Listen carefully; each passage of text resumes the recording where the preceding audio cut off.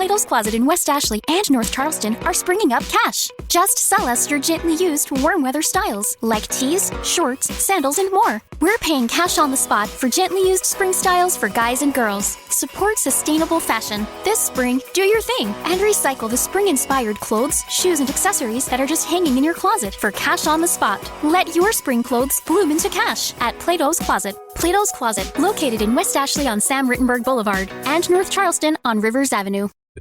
Don't miss a minute of the Sean Hannity Show. I know that there is a segment of society that would love a perpetual shutdown, and I guess we could live in a bubble, but who's going to build the bubble if everybody shuts down?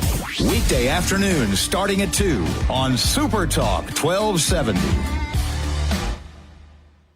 It's time for Talk of the Town on Super Talk 1270. Talk of the Town, brought to you by Big Boy. Just get in line. It moves fast. Dakota Pharmacy and Dakota Natural Health Center. We're here to help you stay well. Trademark Realty, Peak Automotive and Service, and Silver Ranch. Good morning, my friends. It is a finally Friday on Super Talk 1270's Talk of the Town. I'm Steve Bakken, and coming up this morning, we're going to talk about Missouri River a little bit later with Ken Royce. Also, Giving Hearts Day is around the corner and how you can give to tobacco-free North Dakota. We'll talk about that with the program director, Andrew Horn, coming up at the bottom of the hour. Joining us right now, like we do each and every Friday, the home of the Bismarck Bobcats, Super Talk 1270, and Tom Briggle joining us. And Tom, another great weekend last weekend, although due to conditions unforeseen, you only got one game down in St. Cloud, but it was a win. It was a win. So, if it wasn't for radiator hoses blowing up in the Northland, we'd have had a pair. But something about the exit 10 miles east of Bismarck that hasn't been kind to us at time. And so... So radiator hose blew up, and thank God we kept the Black Beauty, our last bus, and so I got us down there for Saturday. But the game on Saturday, like Lane's been saying and everyone's saying in our division, every point is so important. And so we came out with 2.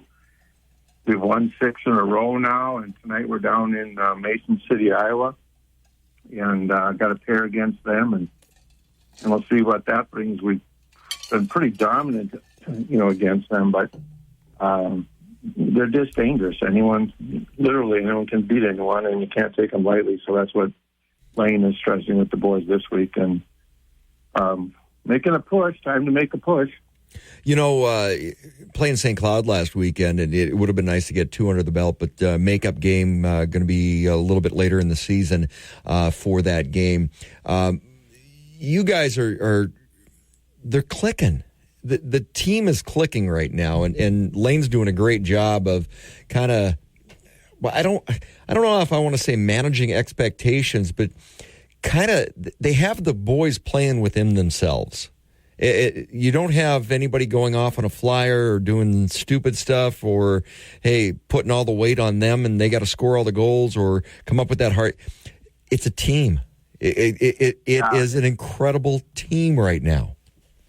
Yeah, it is a good team, and Lane has done a good job, and Hunter too, of managing the boys. The other thing that we got going for us that way, not to take away from Lane or Hunter, is that 2 of our captains have been with us for 4 years.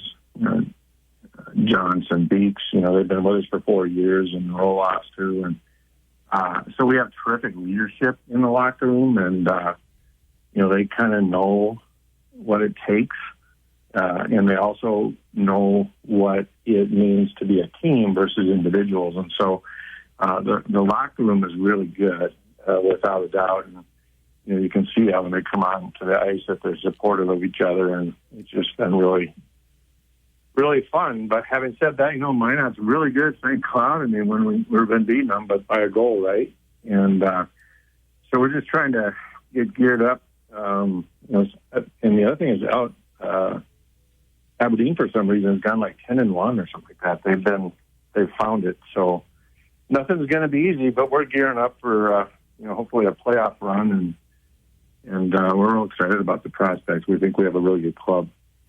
So when you're looking at the team and that team aspect, and you're because one of the things you mentioned is, of course, the captains you've had for a long time, and 4 years, that's not the norm in the NAHL as far as having a captain in the program. That plays into a lot of the cohesiveness in the locker room. And the chemistry in the locker room is so vitally important, especially going down the home stretch. And when we come back from the break, I want to talk a little bit about that chemistry because you've got some new talent coming in, and you got to make sure that's a good fit in the locker room besides just on the ice. And we're going to talk about that and who's coming in. When we come back from the break, we're talking with Tom Briggle, owner of the Bismarck Bobcats, who are on a roll. They're down in North Iowa playing the North Iowa Bulls in Mason City this weekend. You can catch all the action right here on Super Talk 1270. Everyone. Super Talk 1270.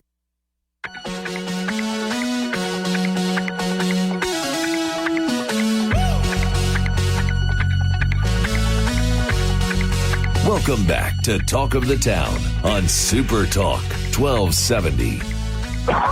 You're tuned to Talk of the Town on Super Talk 1270. I'm Steve Bach along with Tom Briggle, Bismarck Bobcats owner, and they are on the road this weekend. North Iowa Bulls, game time 7:10, both tonight and tomorrow night. You can catch all the action starting at 7 o'clock right here on Super Talk 1270. And, we were talking a little bit about making that run for the playoffs, and one of the things as you're doing that is chemistry, because of course we're talking about you've got a seasoned team, you've got two captains who've been with the team for 4 years. Locker room matters probably more so than out on the ice in a lot of cases as far as a team and cohesiveness. Late in the season when you start mixing it up a little bit because you're bringing in some different pieces, some different assets, you have to be cognizant of what the locker room looks like, but usually it's pretty good when you got some captains that have been around for a long time. You've got three new assets, three new players that are coming into the Bobcats you guys are taking a look at right now for that push towards the Cup. Walk us through those players and give us a little background on each one of those. Yeah, so we'll start with Jake Peterson. He's a boy from Rosemont, Minnesota, and he was the captain of the Springfield Blues and their leading defending scorer, but also like their third leading scorer on their team. But he also is a two-way guy, and so we're real excited to have him in. We had to give up some assets and a young boy named Connor Broadhead, the fans will know, but Connor, it's a good move for him. He's an 05 and just he needs more ice time. And so, Jake's coming into Bismarck. And then secondly, we talked a little bit last week about a boy coming in. He's from Kazakhstan, Alexander Kim, and he played in Finland. And so he made it in on Sunday night, and he was jet lagged for the first 3 days, pretty bad, but what we've seen in him is he just has a rocket shot, Now, are we like NHL? Are we talking Mighty Ducks rocket shot, or are we talking Happy Gilmore rocket shot? Well, I think someone alluded to him as Happy Gilmore, and so he's a glass breaker. He was on the coaching show there. His English is perfect, and he just gets it. So we're excited to have him in a lot of ways. But one thing about him is that he's played on Olympic ice his whole life. And so tonight will be the first time he plays a game on an NHL rink. It's the first time he's been in America, actually, is joining us. And so it'll be really, everyone's excited to see how the shot kind of can get translated into the hockey. He's young. He's an 05, and our league is physical, so it's going to be an adjustment for him. Might take a month to get used to it, just the time and space and physicality. But we love what we've seen so far. So we're real excited about bringing him in. And then thirdly, we've talked about the spacing and the difference between Olympic ice versus NHL ice and the spacing and the timing of the passes. That's all. It takes a while to acclimate to that, especially when you've never played on that NHL-size ice. But the one thing that does equate that because we haven't talked about this, when you read a scouting report for the NHL scouts, one of the categories is, and scouts they beam this when they can go, and the kid's got a heavy shot. That equates. That it doesn't matter what size ice you're on, that equates. it makes the difference between, being a goal scorer and not being a goal scorer, particularly when you get to, the higher levels, without a doubt. And so he's got the hardest shot on our team for sure. And like I said, it might be as hard or harder than Ryan Taylor's, who was with us about 3 years ago. And so he's got that going for him for sure. But the other thing he's got... And where it makes a difference, too, is once you get that reputation and people know that, okay, this kid's got a heavy shot, he's got that hard shot, you start getting defensemen that are a little bit more leery about laying down in front of that shot. That opens up some more lanes. Yeah, I hope so. Like his shot for sure. And, of course, he's a winger, and so he's a right-handed winger, so probably he's going to be on our left side, the offside on our power plays. And where something like that it's like Beaumont. Beaumont will be on the right side. He can be on the left side. And with that rocket shot, when you get that goalie, like you're on a power play, you get that goalie having to move over. Well, it might be behind him before he strides, right? And so that's what we're excited to see with him. But to your point, for sure, there's always things like size and skill and all of that. But one of them is definitely a difference maker is the velocity of the shot. And in his case, it's not even necessarily a heavy slapper. He has a wrist shot that the release is just Mike Madonna, right? Well, and the other side of that too is, and I'm a firm believer, 85% of goals are scored off a rebound. Beaumont's going to love this. Without a doubt, the whole team, they love having him in, and he's going to help us win, and we can talk about that a little bit. Too, in terms of when you do bring in new players, of course, it does change the locker room a little bit. And but at the end of the day, well, let me talk about the third player, and then we'll come back to that. We've talked over time, and the fans have heard, and know that when you're building a championship team or possibly a championship team, you need all the pieces. And one of the pieces that we're not so strong in, we have terrific skill, but we haven't had a lot of grit. And so if you look in the stats, I think that we have 300 penalty minutes versus some teams are like 700, 800, and 900 minutes. And we play such a skill and a speed game, which serves us well. But, when it gets to playoffs, you got to have all the pieces. And so we picked up a boy, his name, and I'll mess it up. He's French-Canadian, but it's Mateau Bergeau, I think. And he is a second leading scorer. He's a hockey player too, like a good hockey player. I'm not talking about fighting. I'm talking about finishing checks. And he's a big kid, 6'2", 220 or 215, I guess. But he's got 102 penalty minutes. Well, that's a third of what we have as a team. And so when we play the Minotts and we play the St. Clouds and we play the Austins, the fans will say, "Well, come on, we've been winning at times." Minotts still. It was a little fluky over Christmas, but, they're physical, and we're just not that physical. So we added this player, and, he's actually got on a plane, he's flying to Minneapolis today so he can join us in Mason City. He's ready to go. And so he would be the third piece that we've added most recently. And we're excited to have him. So it kind of gets down to this whole thing, why would we do that? Because the word we're using, we're all in. We're all in on the team, because the team, even without the ads, we think is really solid. But we've gone all in, giving up a lot of assets and players, and Cass gets involved as well, because we just want to win a championship, and we for sure want to get into the playoffs, and we for sure want to go to the lobby. And then once you get there, it's kind of like, who knows, right? But we're all in, and so we're excited about this run. The final rosters have to be set on the 10th, February 10th. And so after that, it's go time. And the Bobcats are all in because we think we have a super team. And by adding these other fellows, we think we have a really good team. And so we're pretty excited. So Beaumont won't have to be the toughest guy on the team anymore because he currently is. I love that kid. He is just a little firecracker. But you mentioned the penalty minutes. It's like, I'm thinking back to one game. It's like Austin's got more penalty minutes in one game against you guys than you guys have all season long. It's kind of crazy. So bringing in a guy. Yeah. But, okay, so backing up a little bit to last year, and that was one of the knocks on the team last year was the physicality. You didn't have that guy that went, yeah, we're not starting crap here, not on our ice. You didn't have that guy. Yeah. You've got a little bit more physical this year, a little bit more size this year to back that up, bringing that player in that's going to be that physical stopper. That and I don't want to call him an enforcer because there's a connotation to enforcer that, okay, you're just a goon and you're there to fight and you're not there. No, this kid's got a skill set. He's got a great skill set. So kind of the best of all worlds really brings a lot of balance to the Bobcats. Yeah.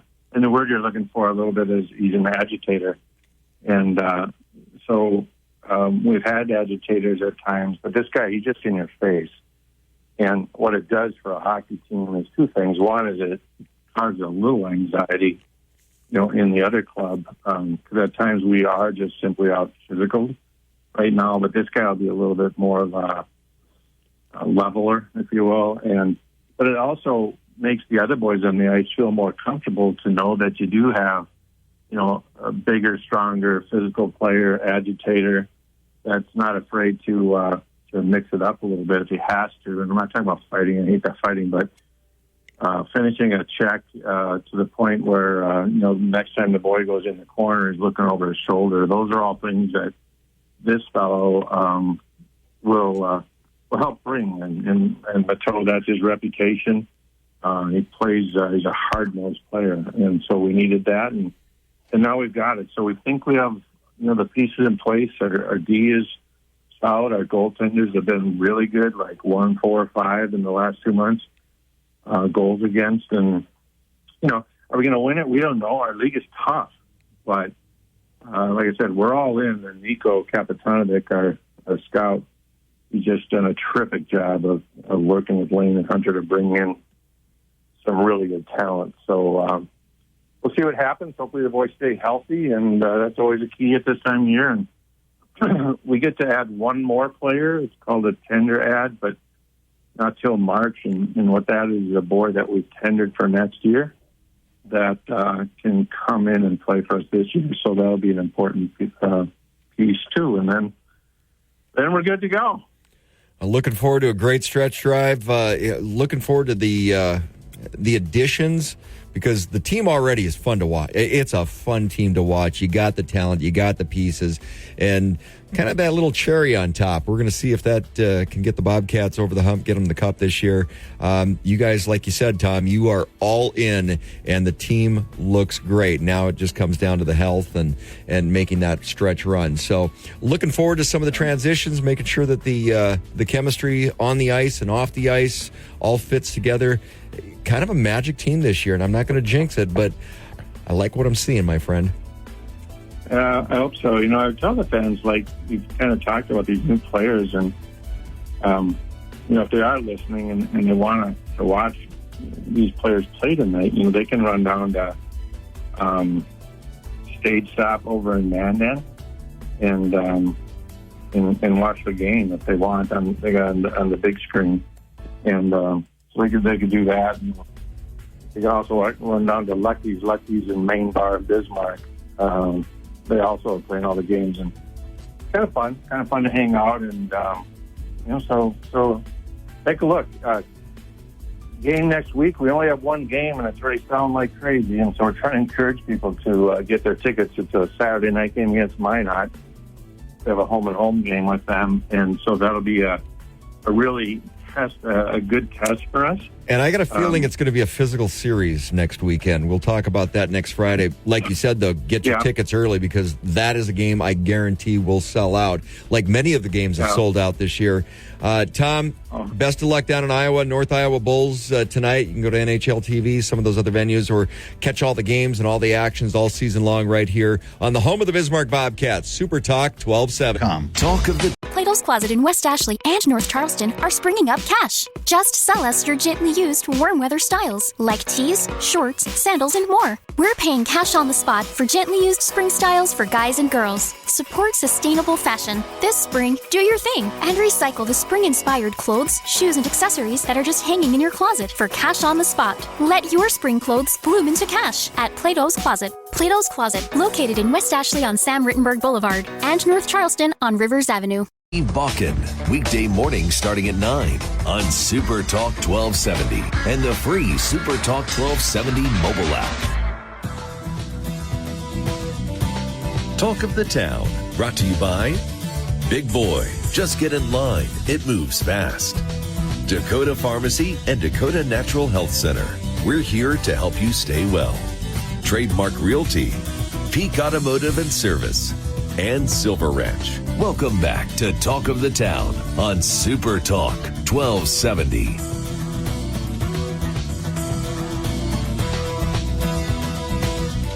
Super Talk 1270, you're tuned to Talk of the Town. I'm Steve Bakken. Joining us on the program, Andrew Horn with Tobacco Free North Dakota. Andrew, you're the Coalition Program Director, and we're going to get to the component with Giving Hearts Day, because there's a way to give to Tobacco Free North Dakota and help with tobacco cessation. You guys really focus a lot on the elementary schools and kind of stopping it before it starts. That's really the best way, isn't it? Yeah, the earlier we can get ahead of the nicotine dependence, and the more, I guess, the more information we can get to these kids younger, the better chance they have of never getting addicted. CDC data shows that about 9 in 10 people who end up using these products are addicted before they're 18, and that number has even held true after the purchase age was raised to 21. So it's definitely, we gotta get those elementary, middle schoolers the information so they can make the best choices.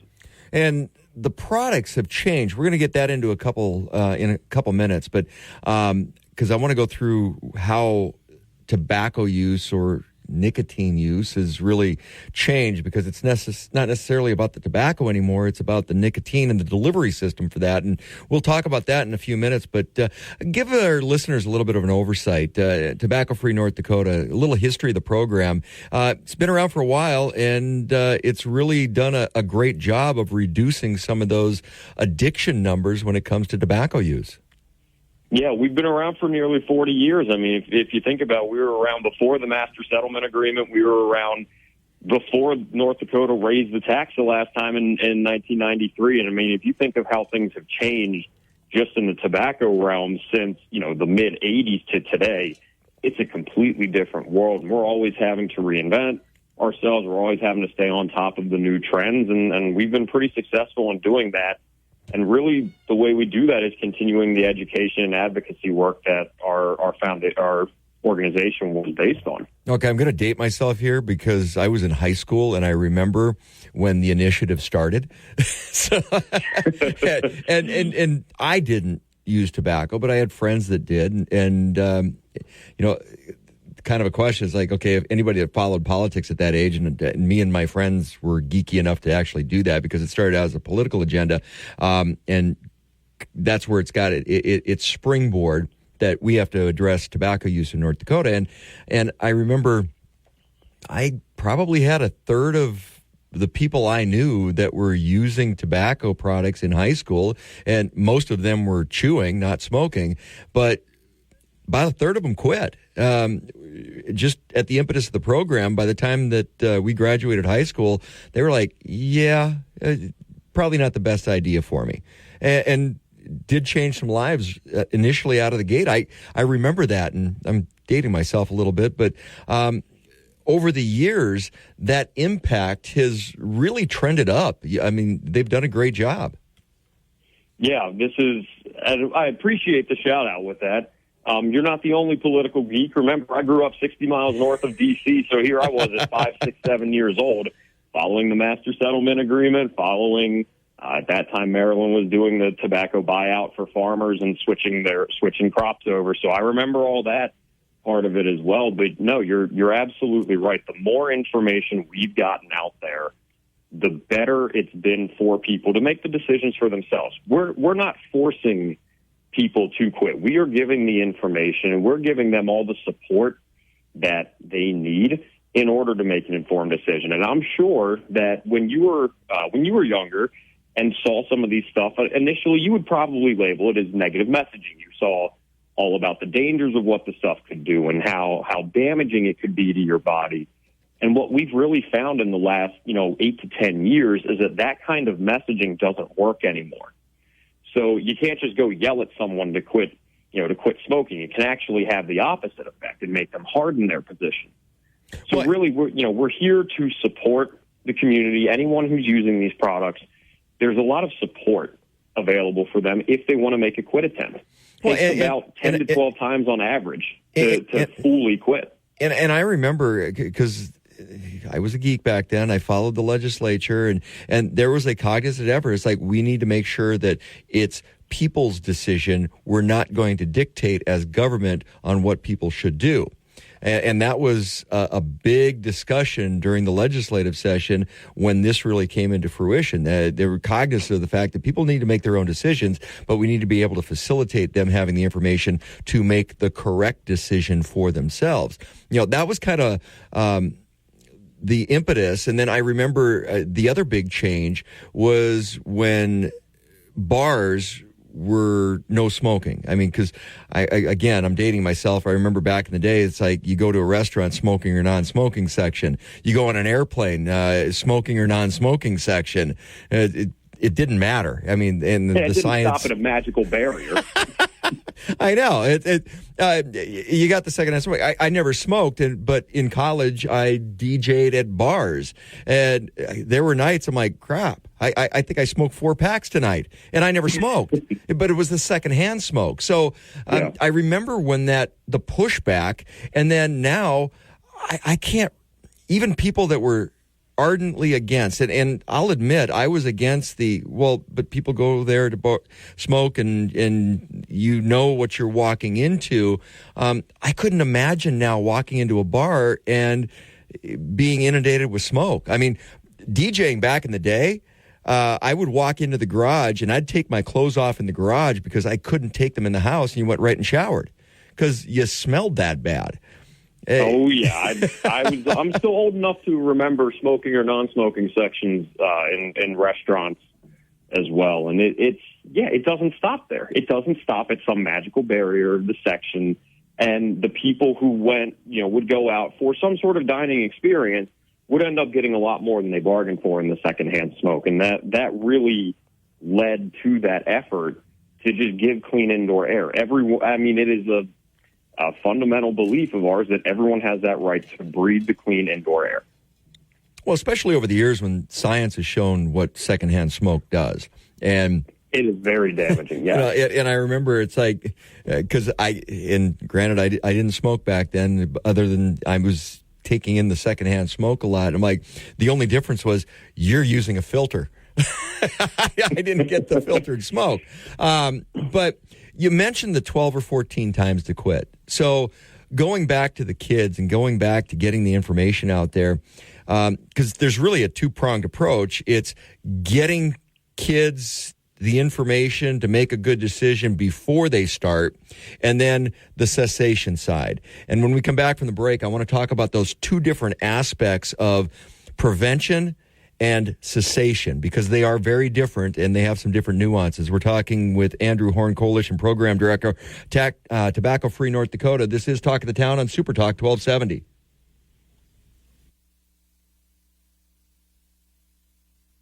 Super Talk. Plato's Closet in West Ashley and North Charleston are springing up cash. Just sell us your gently used warm weather styles like tees, shorts, sandals, and more. We're paying cash on the spot for gently used spring styles for guys and girls. Support sustainable fashion. This spring, do your thing and recycle the spring-inspired clothes, shoes, and accessories that are just hanging in your closet for cash on the spot. Let your spring clothes bloom into cash at Plato's Closet. Plato's Closet, located in West Ashley on Sam Rittenberg Boulevard and North Charleston on Rivers Avenue.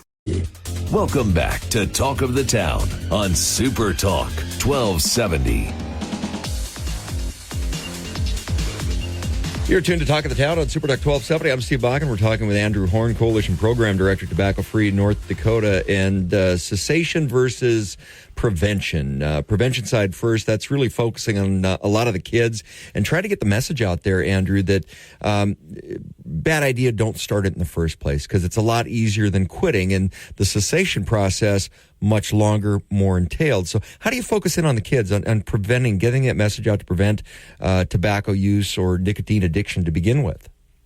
Well, the biggest way to help prevent them from ever starting is giving them the education about what the products can do, what tobacco can do to the body. And it's more than just the education in the 90s about smoking is bad for your lungs. We know more about what the nicotine can do to your brain, can do to your circulatory system, can have a whole of body damage. And when we give them that information, I can't tell you how many kids have come up to us saying, I had no idea, this did that to my body, or this did that to something else. So it really, really has helped. Our education really has helped other kids stop. But there are those who still end up needing the cessation aspect, and that is where TFND partnered with Truth Initiative to bring This Is Quitting to North Dakota to specifically focus on the vaping issue here in the state. It's a free, confidential text-to-quit line. Young people 13 to 24 can text in using Vape-Free ND to 88709, and they get good quitting resources that have been proven to significantly increase their chances of quitting rather than if they try and do it on their own.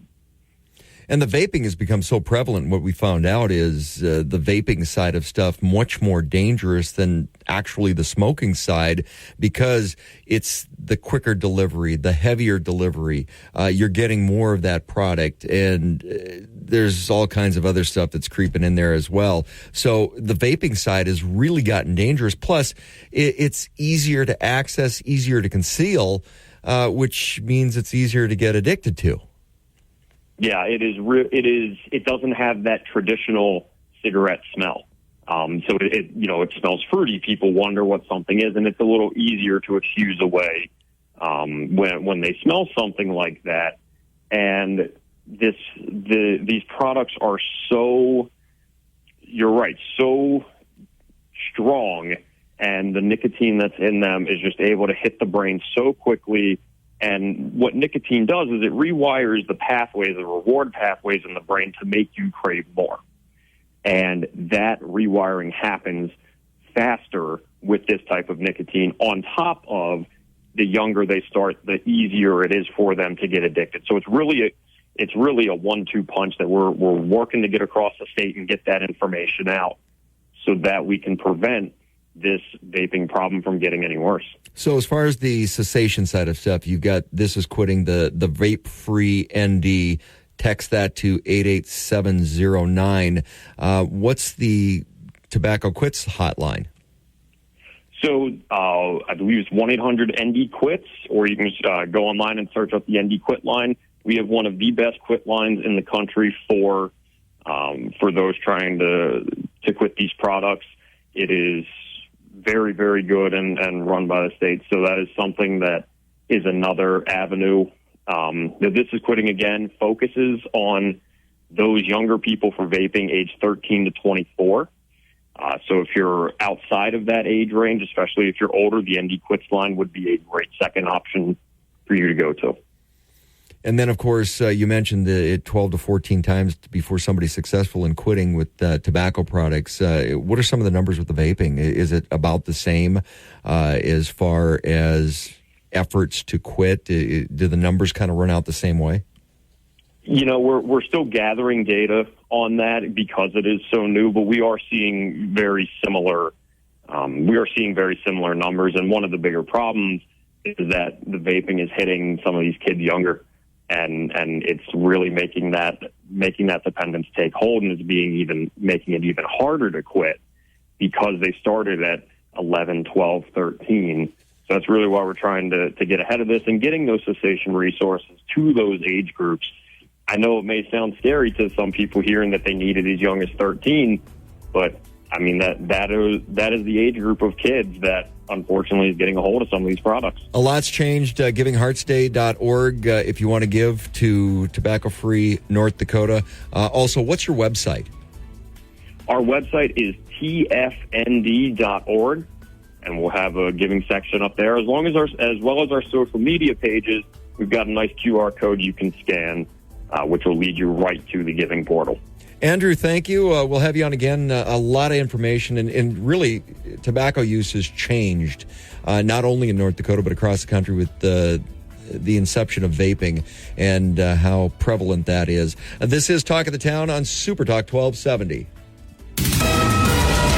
KLXX AM, Mandan, Bismarck, a Town Square media station, broadcasting from the View Community Credit Union Studio. Recorded. Sean Hannity, weekday afternoons starting at 2 on Super Talk 1270.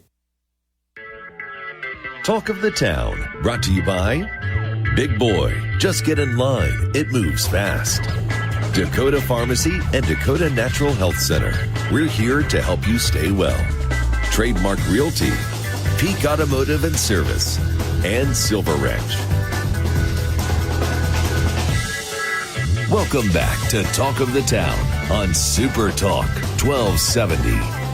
You're tuned to Talk of the Town on Super Talk 1270. I'm Steve Bakken, and joining us on the program, Ken Royce. He is the program manager for the Missouri River Joint Water Board. Ken, welcome back to the program. Well, thanks for having me, Steve. I appreciate it. So I want to talk a little bit about the Missouri River, but before we get into that, talk a little bit about the Missouri River Joint Water Board. Who makes up that water board? Because, of course, in North Dakota and Bismarck Mandan area, the Missouri River is such an integral part of our lives here. Who makes up that joint water board? Well, Steve, I'm sure you know, and most of your listeners know, every county in North Dakota has a county water board. So there's a Bertie County Water Board, and, every county has it. Those people are appointed by county commissioners, typically 3 to 5 members. So the state does allow county water boards to form together if they have a common interest and called joint water boards. Like there's a Service River Joint Water Board and a Red River Joint Water Board, and now we have a Missouri River Joint Water Board. We formed that about 2005 or 4. It's been a number of years ago. We opened up membership to any county who touched the river system. So if the county touched the river or one of the lakes, they could join our joint board, and it gave us a chance to have a unified voice when we talked to the state or the Corps of Engineers or the Bureau. Up until then, every county had different issues, and we'd talk to the Corps, we'd talk to the state. We might not have the same voice or say the same thing. That wouldn't be uncommon. Stretch that river up and down, North Dakota, you got different views on how that river should be managed. So the Joint Water Board is made up of the counties. At least the eligibility is there for the counties to join the board. Now, not every county has joined. I think we've got maybe 8 or 10 counties out of 12. I think it's 10 counties out of 12 now that are members of that Joint Water Board. And you may find this interesting, Steve, but last legislative session, the legislature changed the law a little bit, and they said that every county water board should be part of a Joint Water Board based on what watershed you're in. So conceivably, Stark County or Adams County that doesn't touch the river, Hettinger County, those counties out west, southwest, they don't touch the river, but they're part of the Missouri River Drainage Basin. So conceivably, they could be a future member of our Joint Water Board. That'll probably happen down the road, I suspect. A lot of different users, a lot of different uses for the river. And I want to come back and talk a little bit about the history of the dams in North Dakota, because whether it's Garrison Dam or Wahey Dam, we do have because we can tend to be a little bit arid at times, dams are vitally important. Now, when you're talking about the Missouri River, it really comes down to Garrison and Wahey Dam. Those are kind of the big ones, but they have multiple uses. So a lot of different purposes for those. And give us a little history, a little background on how those came into being. Well, the Missouri River has flooded ever since forever. The Missouri River has flooded the bottomlands around the Bismarck Mandan area and all up and down the basin. And that's why Bismarck didn't develop South Bismarck until after the dams were built. But the dams weren't built because there was a particular interest in protecting South Bismarck or Mandan or Washburn or Williston. It wasn't built for that purpose. It was built because we had such tremendous floods down in the Kansas City, Omaha, Council Bluff areas in the early 1940s. In fact, the 1943 flood was what prompted Congress to pass the 1944 Flood Control Act, which would authorize the dams. And, Roosevelt at that time, we were in the middle of a war, where I guess it was winding up toward the end of the war. I think it was a national security issue to keep those cities safe and keep the interstate, at that point wasn't the interstate, but keep the highway system from being flooded on an annual basis. So when Omaha got flooded and Kansas City got flooded and went all the way to St. Louis, that's when Congress acted. And they passed the 1944 Flood Control Act. That's the impetus for it. And, of course, they didn't build any dams downstream. The basin is divided into an upper basin, that's the Dakotas and Montana and Wyoming, and a lower basin, that's Kansas and Iowa and Nebraska, and, of course, Missouri. So we have the upper basin and the lower basin. The lower basin didn't have any dams built because there's no good geographical locations for a dam. It's more flat. The dams were all placed in the upper basin, and that's where the water flow would come in and get contained. And so there's a long history of negotiations. Of course, it happened so fast, but there was a lot of negotiations going on and where those dams should be placed. And, Steve, I'm happy to tell you what those negotiations were if you want to go down that road. And that maybe the way you want this to go? Absolutely, because, it does play into a big part of our history here in North Dakota, because one of the areas that was flooded due to the negotiations with the dam for Garrison Dam was native lands. So MHA Nation, the tribes, lost a lot of that property. So how did those negotiations go back then? Well, you had two federal agencies involved. You had the Bureau of Reclamation. The Bureau of Reclamation, they were started around 1902, 3, 4, something. They're back in the beginning of the 1900s. That's when they were started.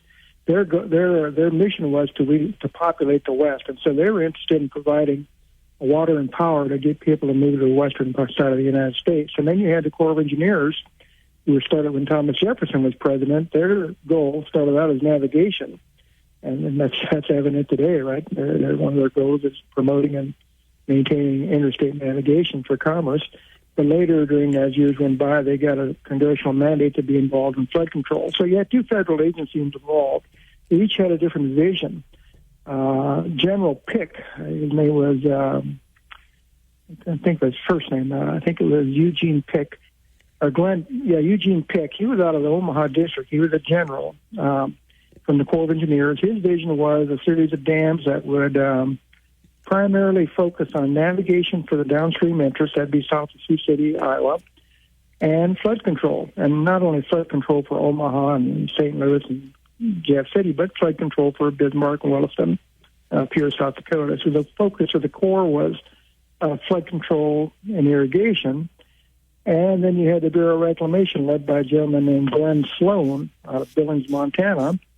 The Bureau's focus was on using water for consumption, for irrigation and for municipal and rural water development and for those type of issues. And power generation, that's not a consumptive use, but for power generation. Well, and that's one thing that people don't think about is we've got a pretty good, healthy hydro industry here in North Dakota, and people don't think about that quite often. Well, we can come back to that because that became one of the main focuses of building the dam. They did build 7 of them, if you count Fort Peck. Fort Peck was already built before 1944, but it got grandfathered into the program. Fort Peck is up in the Montana side, of course. But the program got passed. They call it the Pick-Sloan Act after the two gentlemen, Pick and Sloan.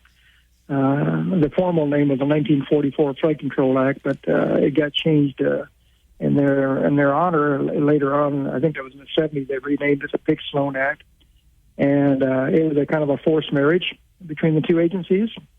But those two federal agencies became the lead agencies. They had different focuses, but they did come together on one agreed-upon plan, which gave us what we have today. I can tell you that when they passed the act, they identified 7 or 8 issues that had to be primary benefits of the dams, and one was water supply, which is good for North Dakota, right? Water supply in the upper, all the states wanted a steady water supply.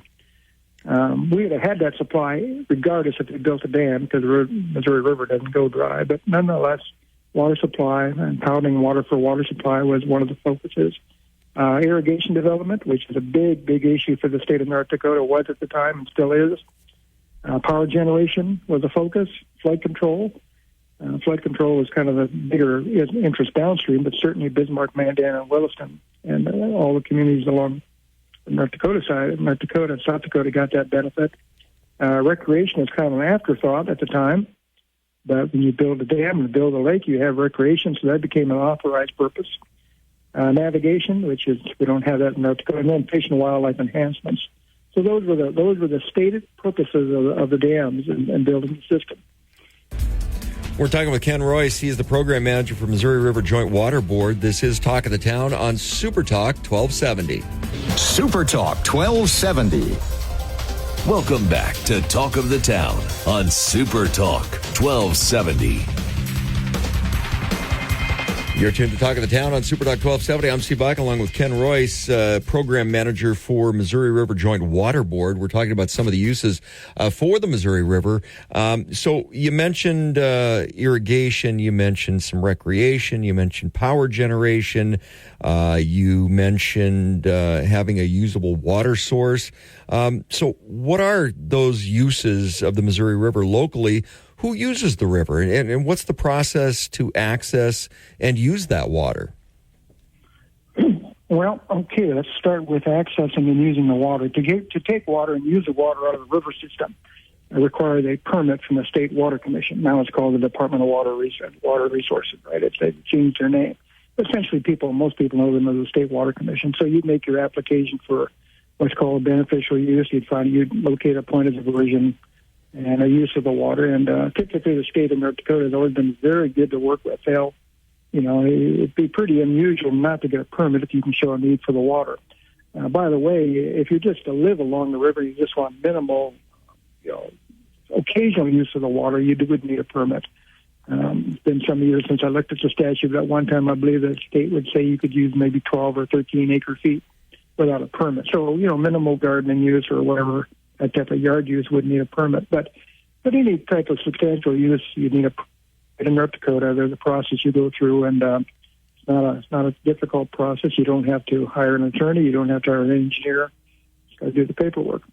But we're the bigger projects like a city's use or a energy operation or an agricultural operation, those larger uses, we're allocated a great deal of water out of the Missouri River, and we really don't use a fraction of what we could take out of the river, correct? You're right about that. And so the bigger users, they go through the same process. They'll have a water permit from the state. Now, depending where they take the water out, kicks in different requirements. If you have a big user, like you take Southwest Water Authority, they take their water out of Lake Sakakawea. They use an intake through a joint agreement with one of the industries out there. But let's say you had a Southwest Water or a NAS project. They're going to take their water out of the Lake Sakakawea area. They have to have access to that water. It's not just taking the water, it's having access. To get access to the water takes a permit from the Corps of Engineers. You have to cross their land. They have a take line. You got to cross their land, and then you have to build your intake according to their specification. But that's the way the system works. If you're along the free-flowing river, it's a little less cumbersome because the Corps doesn't particularly have a lot of well, they do. I mean, you still have to cross some Corps land because there's always a flood zone along the river. So it's between the Corps and the state, and getting access is more of a difficult issue than getting a state permit. But it's all doable. I mean, the Corps is good to work with, too. They're not unreasonable when they try to give you access for a beneficial use of water. And so that's how, and by the way, you asked who used the water. Every community, every rural water district along the river uses that water. And that's true all the way through the Dakotas, all the way to, as far as I know, all the way down to St. Louis, because it's such a good source of water, and it's dependable. During the 1930s, every river in North Dakota went dry except the Missouri River. The Missouri River, you think it's drought-proof. The folks in Colorado Basin, they think the Colorado River was drought-proof too, but we think, and they were wrong, and maybe we're wrong too, but we think our river is drought-proof. In the 1930s, everything was going dry. The river, if you go out and stand on the bridge by Bismarck, on any given day, you'll see about 20,000. We measure the water in CFS, cubic feet per second. You'll see about 20,000 CFS go by the bridge. Well, in the 1930s, it was down to maybe 13,000, 14,000. So, yeah, it had an impact of drought, but it's essentially a drought-proof river. Everybody uses that water. And there's an ebb and flow. Yeah, there's an ebb and flow to those. But, when you talk about drought-proof, though, you got to take a look at kind of a snapshot in time, because I remember, people think about all the flooding issues in the Red River Valley, and I grew up in the valley, and about every 10 years we had a major flood event that took place. But I remember back in the 80s when you could walk across the Red River in Grand Fork or in Fargo and barely get your feet wet, except you sunk up to your butt in mud. But the red was almost not flowing through Fargo. So when you're talking about a drought-proof river, what plays into that? Because is it the river itself and the main channel considered drought-proof, or is it because of the dam system that it's considered drought-proof? Well, that's an interesting question, because the Corps has always said, look, it's a great, the Corps' position was North Dakota got great benefit by these dams, and we did. Flood control is undeniably a great benefit for all of us in North Dakota. But they've also said because of the dams now, we've made that river dependable for water supply. Now, North Dakota's always said, and they take that, they've made that argument because at one point, and this was a number of years ago, there was some talk about the Corps charging North Dakota for water out of the river system. Of course, we all objected because they said, look, before you came, you had a dependable water supply. We didn't need the dams to have a dependable water supply. All you had to do is look at the records from 1930s, and you could see that the Missouri River flowed all the time, every year, no matter what the conditions were. And so, to some extent, it's made the river more drought-proof, but it's always been drought-proof. Now, you folks from the eastern side of our state, we call you our East Coast and the valley over there, that's a different situation, and that kind of opens a whole door to this issue of the Red River Valley Water Supply Project. This pipeline can bring water from the river system, what we call the Missouri River system, to the valley and east side of our state. That's why that project is being built, because guys like you and guys that have lived in the valley, you can remember those years when you could walk across the Red River and it was dry, or nearly walk across it. And so, we've got such an abundant supply of water flowing through our state, which is not being used, by the way. And it's not being used by anybody. It goes all the way to the Gulf of Mexico. I mean, of course, it's being used, but it's not really being used. That's a whole different topic of how the rest of the country is looking at this unused water. But it's flowing through our state, not being used, and so Red River Valley Water Supply takes water from the Missouri River, puts it through a 72-inch pipe. That's under construction now, as we speak, by the way. And, they think in about 8 or 10 years that project will essentially be complete, bring Missouri River water to the entire eastern side of the state. And that's actually a project. That's actually a project that's had a couple iterations, because Garrison Diversion and anybody who's spent time up around the McCluskey canals, that was all part of getting water to the eastern part of the state as well. Different project, kind of a different methodology, but never really came to fruition. How come? Well, this goes back years and years. It goes back to the original 1944 Flood Control Act, and one of the promises made by the Act. Now I use the word promise because it was a promise. They said to the state of North Dakota, you give up, and North Dakota gave up close to 500,000 acres of land. You give up this land. This is your best land. You give up this land so we can build these dams, and we'll give you these benefits. And one benefit was water supply to municipalities. They call it MRI, Municipal Rural Industrial. And the idea was, let's take water to the Devil's Lake area and let's let it flow down to Cheyenne and get into the Fargo through a natural water course. That was a promise made to the state of North Dakota. That fell through. It's been on the drawing board since the 40s. But the reason that it really wasn't a focus at that time. The focus was a big irrigation project in the 40s and the 50s and 60s. That's why they started building the Garrison Diversion Project. Bring water over for irrigation and for water supply. That fell apart. And of course, with the lawsuits of the 70s, that got stopped. But that was a promise made, and it's taken decades to put that back on the drawing board.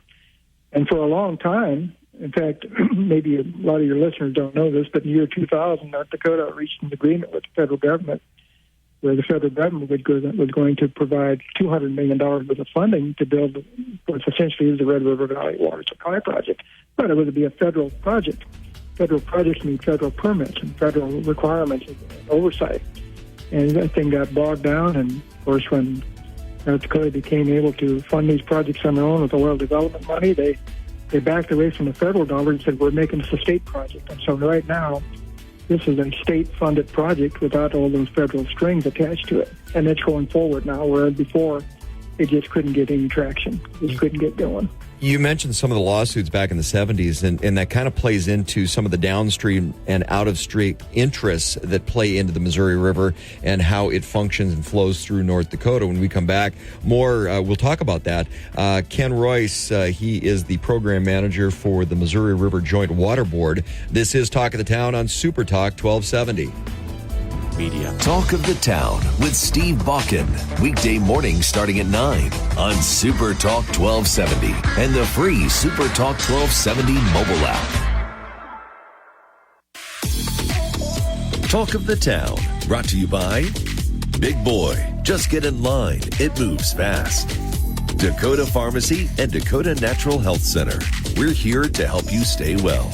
Trademark Realty. Peak Automotive and Service. And Silver Ranch. Welcome back to Talk of the Town on Super Talk 1270. You're tuned to Talk of the Town on Super Talk 1270. I'm Steve Bakken. We're talking with Ken Royce, program manager for the Missouri River Joint Water Board, and we're talking about a little bit of the history of the Missouri River and things moving forward. Always an integral part of our lives here in central and western North Dakota, the Missouri River, and across the entire state and the entire region for that matter. But I want to talk a little bit about some of the downstream and out-of-state interests because there's a lot of people that kind of have a claim. So those that may not be familiar, in their state constitution, anybody that's going to take water out of the Missouri River for a project, even though it's allocated, the state of Missouri sues you. It's part of their fabric. They're concerned about the river flowing through their state. I stumbled upon some information about 10 years ago, Ken, and I did not know this.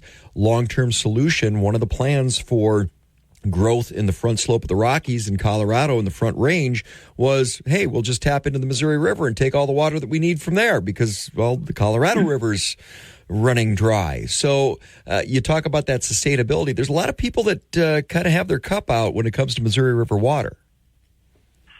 Well, Steve, that's a good point, and we've talked about this. We've had a number of public meetings. We're trying to educate the public about the issues, how important our river is, and we always talk about the downstream interests. Everybody's got their eye on Missouri River, and I mean everybody. If you go to conferences in the West, that comes up all the time now. The thing you're talking about with Denver, the West Slope, East Slope, that'd be the Denver area.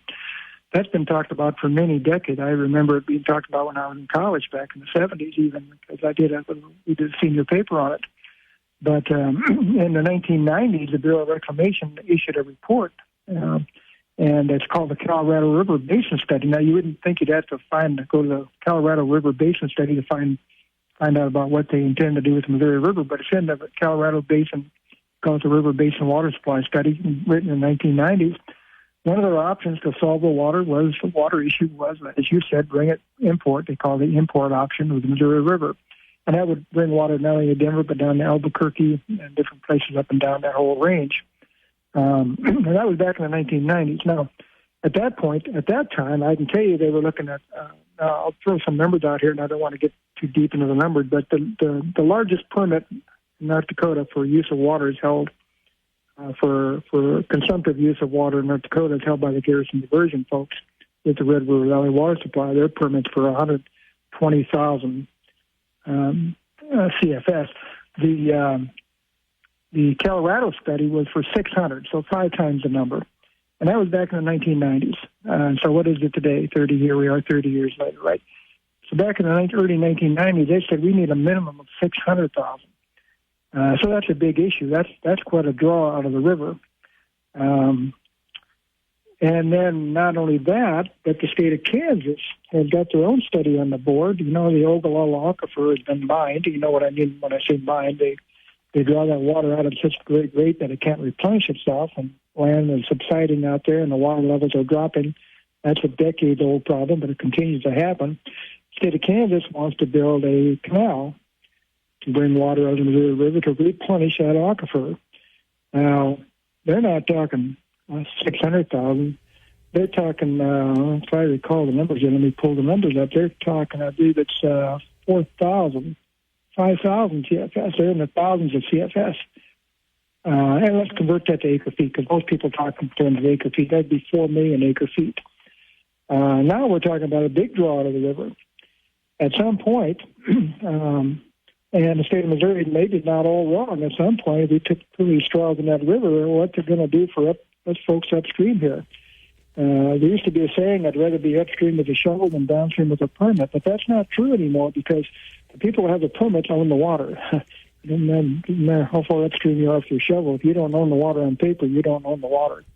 And so North Dakota has to be careful. We make sure we get our share of that water. We don't care who uses it once it leaves our borders. Put it to the best use you can downstream, but don't take so much water that it's not, there's not enough in there left for us to use on paper. So when you start looking at some of these other plans, and that was kind of my point on the sustainability, where they say that it's a drought-proof river. Well, not if everybody starts taking water out of it, because they used to once upon a time say the same thing about the Colorado because of all the snowfall and snowmelt that went into the river system. But if you started pulling all these different projects out, really, that is it long-term sustainable with some of the sizes of those projects? Because once you start with those projects, then where does it stop? Well, I think there's a certain amount of common sense that has to be put in this. I mean, if we're talking about we have a concern about the Kansas aqueduct study. That's the 4 million acre feet. That's a legitimate concern that we all want to look at and make sure that there's enough water in the system for all the states, not only the state of Kansas. But what gets a little bit ridiculous, and let me give you an example. A couple of years ago, the Garrison Diversion folks put a permit in to take 20 CFS out of the Missouri River for the Red River Valley project. Now, the Red River Valley project is going to take more than 20 CFS. It's going to take 160. They use 20 as kind of putting their toe in the water, and they're going to test the water to see if they get challenged on it. They were wondering if they could invite a lawsuit from the state of Missouri because 20 CFS you can't measure. I told you earlier the river flows at 20,000 CFS. Mm-hmm. So we're out there and try to measure 20 out of 20,000. You can't do it. We haven't got equipment that's sensitive. But the state of Missouri challenged it and took the state of North Dakota, Garrison Diversion in particular, to court.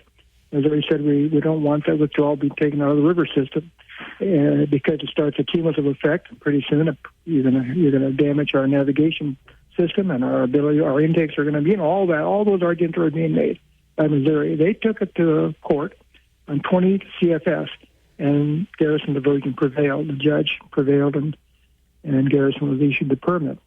And so, but anytime the state of North Dakota tries to take water out of the river system, especially if that water crosses our continental divide, we have a continental divide that runs from the northwest side of the state down to the southeast side of the state.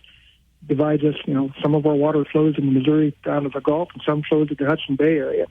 That's our continental divide. Anytime we cross that continental divide, we get sued by what we call the 3 Ns. Minnesota will sue us, Missouri will sue us, and Manitoba will sue us. They don't want those entities don't want water taken out of the basin across that continental divide, and for various reasons. They all have their reasons they get sued.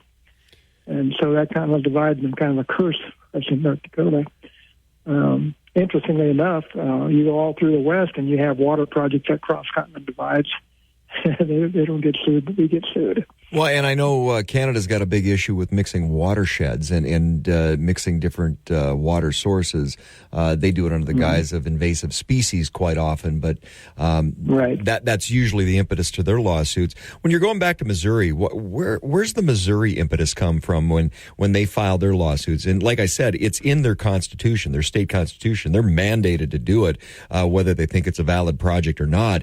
Because I know one of the big lobbies that's out there are downstream barge traffic, lower Missouri, lower Mississippi River. It's a big industry in support, not necessarily economics. I think it's about $6 or $8 billion industry, which is really small in the economic footprint, but they're relying on that water and those flows to make sure that they can manage barge traffic for a lot of commodities that come out of the upper Midwest. A lot of grain shipping comes out of Minneapolis area, out of the Twin Cities that make it all the way down to the Gulf of Mexico. So where's the Missouri piece of this? Is it for water use? Is it for long-term sustainability? Is it for some of those industries? Why are they so sue-happy and to the point where it's right in their constitution? Well, I think there's two reasons, or at least two. There's probably more than two reasons, but number one is navigation. Navigation is a big issue downstream states, lower basin states. So it's not an issue in the upper basin states. We We don't have it, but they have it. And not only navigation within the state of Missouri and Kansas and Iowa along there, but navigation as that water pertains. And you said it, Steve. You were right on the mark. As that water gets into the Mississippi system, as you probably know by looking at various articles that have been in the paper over the summer, the Mississippi was in a low flow condition this year, and navigators were just were hurting. They're really hurting, and they were looking for ways to get more water out of the Missouri River to supplement that flow.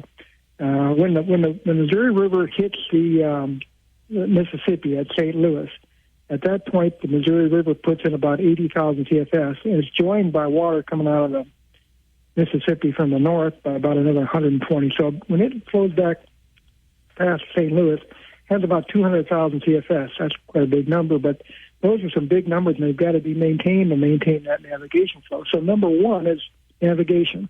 Not only in the Missouri River system, but the Mississippi navigation system that relies heavily on Missouri River water, heavily.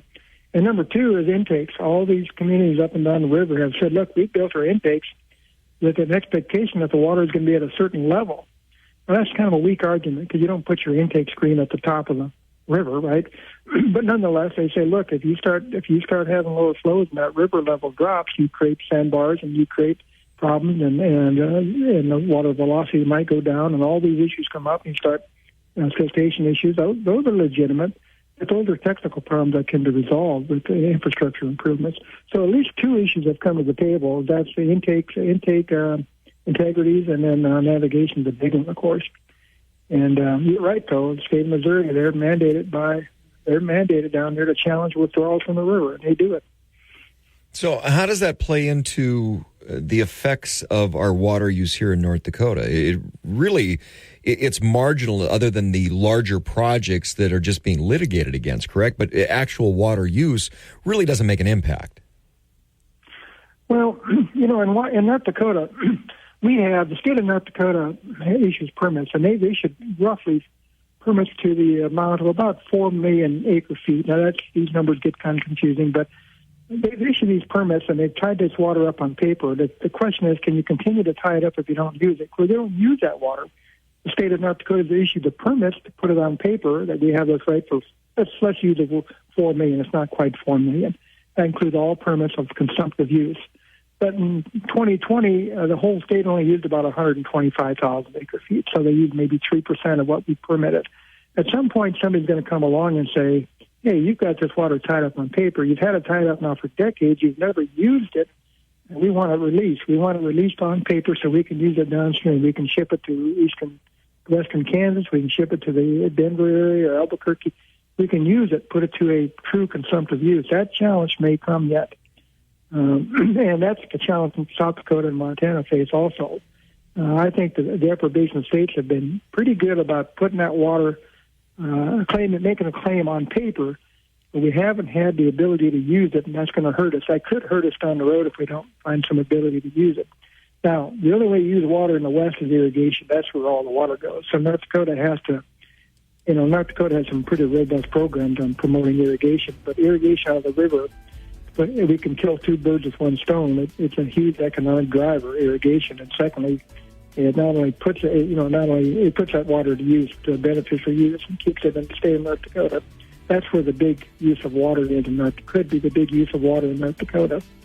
We're talking with Ken Royce, Program Manager for the Missouri River Joint Water Board. This is Talk of the Town on Super Talk 1270. Super Talk. Plato's Closet in West Ashley and North Charleston are springing up cash. Just sell us your gently used warm weather styles like tees, shorts, sandals, and more. We're paying cash on the spot for gently used spring styles for guys and girls. Support sustainable fashion. This spring, do your thing and recycle the spring-inspired clothes, shoes, and accessories that are just hanging in your closet for cash on the spot. Let your spring clothes bloom into cash at Plato's Closet. Plato's Closet, located in West Ashley on Sam Rittenberg Boulevard and North Charleston on Rivers Avenue.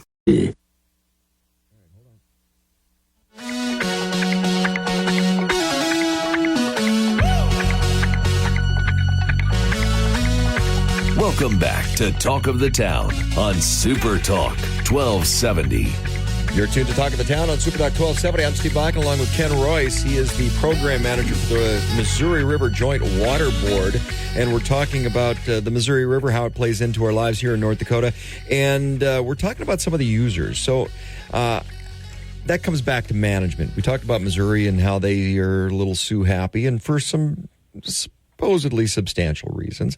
But as far as the management, because was there a management system in place before the 1944 Flood Control Act? And then how is it managed today? How did that go from before the dam system to management through the dams and the reservoirs to today? Well, before the 1944 Flood Control Act, the Missouri River was deemed a navigable river, so it had Corps of Engineers management on it. The only difference is, I think before 44, the Corps didn't have a take line. After they built the dam, they had a take line where they could run the river system high and low and occasionally spill water onto the adjacent lands. That's the take line. And, of course, the take line extends around the reservoir and up and down the river system. So after they built the dams, now there's a take line. Now, to get water out of the river or the lakes, you have to cross that take line area, and that's an access issue. When they built the dams, I mentioned earlier, there was kind of a conflict between the Bureau and the Corps, who's going to do what and who's going to run what. Well, the Corps ended up getting management operational authority on the dam. They operate the dams. The Bureau of Reclamation got the authority to allocate. At that time, they got the ability to allocate water for big irrigation projects, and they got the ability to allocate power. Since then they've lost that ability to allocate power. Now we have WAPA. But at that time, the Corps got the power allocation and the water allocation. The Corps got the management. And to this day, the Corps does manage the system. They determine the flows and the levels of the lakes and who gets what. When I say who gets what, I mean which state gets the water and when they get it. Every year they do an annual operating plan. They tell the states. They have public meetings. They do 2 a year back. They tell us in the state of North Dakota how they intend to operate the system, and that's the management of the system. The state of North Dakota and all states along the river still have the right and the authority to issue permits, but now those permits are, what good is a permit if you can't cross the take line? You have to have access from the Corps to get to the water. So that's how the system is managed today. So there's a little bit of a federal piece, a little bit of a state piece. How does that come down to local jurisdictions? Because, like the city of Bismarck, does that go through the state or a Mandan or a Washburn that wants to take water out for a project or for municipal use? How's that system set up? Well, it does go through the state. So Bismarck, of course, has a state permit, so does Mandan. But Bismarck also has to have Corps approval to put anything in the river system. Pardon me. If you're going to go out and put anything physical into the river or take anything out of the river, the Corps wants to have management of it. If you're dredging or if you're depositing material, you have to have federal permits to do that. Rip-wrapping along the bank, that's all federally regulated. So obviously there's a federal component to it, but the permit itself is for the state of North Dakota. And of course, as I mentioned earlier, the state of North Dakota typically in time going to give everybody a hard time. They want that water put to a beneficial use. And so they're pretty agreeable in issuing permits. Maybe that's not the right word, but they're pretty good to work with, the state of North Dakota. And I wouldn't say the Corps is hard to work with. It's just those are additional hoops you've got to jump through. It takes time. And if you're not careful, if it's a big project like the Garrison Divergent project, now you're tied in to do environmental studies and engineering reports on a whole. Garrison spent over $20 million doing studies to satisfy the federal government on this project that it was feasible and environmentally safe, and that money, the average person, the average community is not going to spend $20 million, but that's a little different type of a project.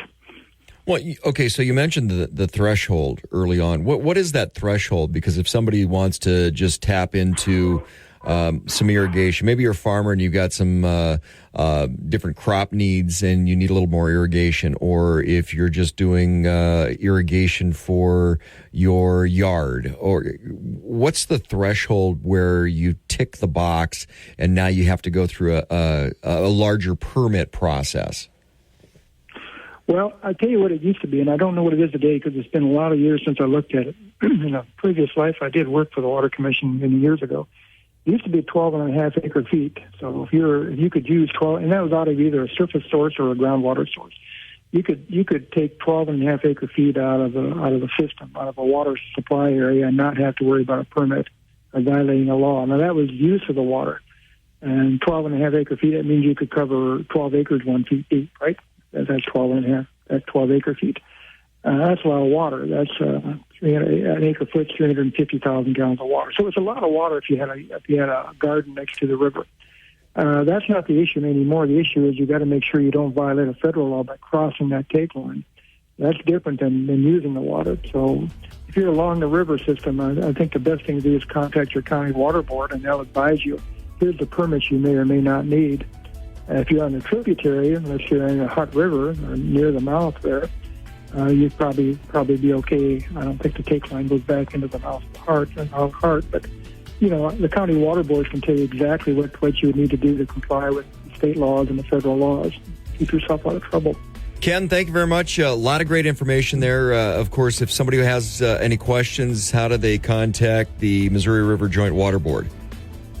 Well, we have a website. All you got to do is punch in Missouri River Joint Water Board, and we have a Facebook site. But the website gives you the phone numbers and the contact information. And we're always happy to do public meetings. We have some planned for this year yet in the western central North Dakota talking about Missouri River. So watch for those meetings. KLXX AM, Mandan, Bismarck, a Town Square media station, broadcasting from the View Community Credit Union Studio. Plato's Closet in West Ashley and North Charleston are springing up cash. Just sell us your gently used warm weather styles like tees, shorts, sandals, and more. We're paying cash on the spot for gently used spring styles for guys and girls. Support sustainable fashion. This spring, do your thing and recycle the spring-inspired clothes, shoes, and accessories that are just hanging in your closet for cash on the spot. Let your spring clothes bloom into cash at Plato's Closet. Plato's Closet, located in West Ashley on Sam Rittenberg Boulevard and North Charleston on Rivers Avenue.